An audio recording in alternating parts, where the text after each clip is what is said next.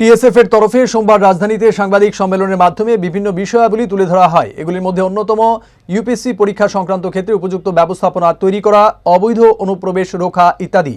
TSF এর তরফে বিশেষ করে অবৈধ অনুপ্রবেশের বিষয়টি কেন্দ্র করে উদ্বেগ প্রকাশ করা হয়েছে।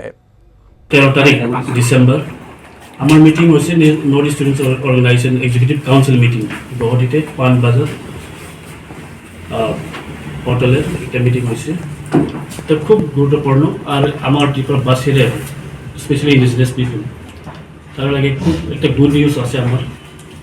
এই গুড নিউজটা হইলে টিএসএফ আর এবং নেসু আর নেসু স্টুডেন্ট অর্গানাইজেশন কম্পোনেন্ট অর্গানাইজেশন এটা ডিসাইড করছি। আপনারা সবাই জানেন ত্রিপুরা আর নর্থ ইস্টের ইউপিএসসি এক্সামের খুব কম, সিভিল সার্ভিস খুব কম আছে। এর আগে আমি ডিসিশন নিয়েছি এটা যে প্রত্যেক স্টেটের দুজন করে ইউপিএসসি এক্সাম কারণে সিভিল সার্ভিস কারণে ক্যান্ডিডেট আমি এটা করব।